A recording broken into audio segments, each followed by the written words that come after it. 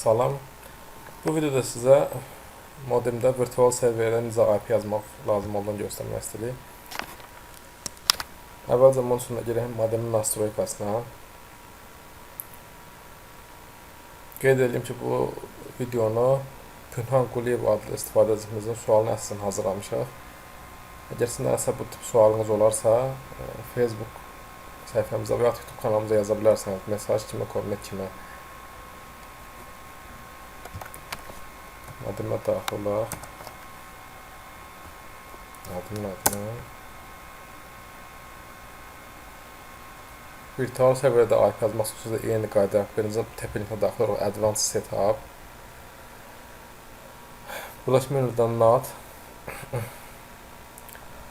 Burada PVC 4 seçilibdir. Hazır DMZ və virtual server var. Ola bilsin ki, sizdə PVC 0 ola bilər və yaxud da 1-də ola bilər və gördüyünüz burada DMZ də virtual server yoxdur. Əgər yoxsa siz burada bir bu menülərin hamısını yoxlayın.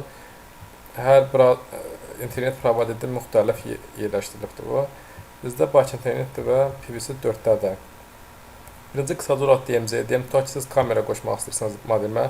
Birinci DMZ-yə daxil edək, bir dənədirsə DVR və yaxud da kamera. DMZ-də enable edirik. Burada 192.168.1.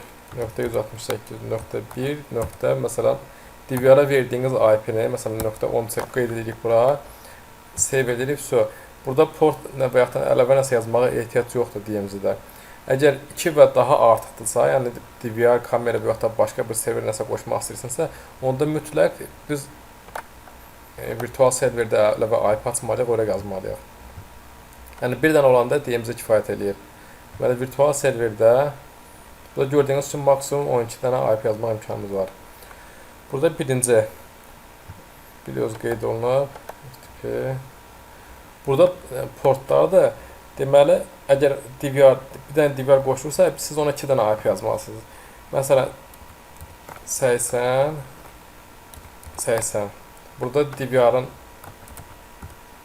168.1. Aşağı ton yazaq. Siz verdiyiniz IP başqa olarsınızsa, elə başqa cür yaza bilərsiniz. Burada deməli, start port nömbədə, end port nömbədə eyni olur. 80. Birinci. İndi 8000 yazılmalıdır eyni vaxtda. Yəni bir dənə DVR-ı internetə qoşanda siz 2 dəfə IP açmalısınız. Burada 8000 eyni qayda yazırıq və eyni IP-nə 192.168.1.10 save. Deməli, bir dənə DVR-ı və yaxud kameranı qoşmaq üçün 2 dənə IP yazdıq virtual serverdə. Bunu mən 80 və 8000 standart olaraq yazdım. Yəni başqa IP ola bilər sizdə.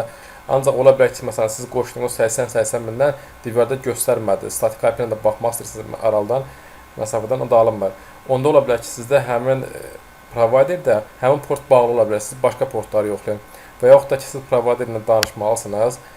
Bu həmin port açıq olub olmadan, aktiv olub olmadan yoxlamalısınız. Əgər aktiv deyilsə, istəsəniz onu danışıb aktiv elətdirə bilərsiniz. Və yaxud olar sizə təklif edəcək ki, siz digər portdan istifadə edin.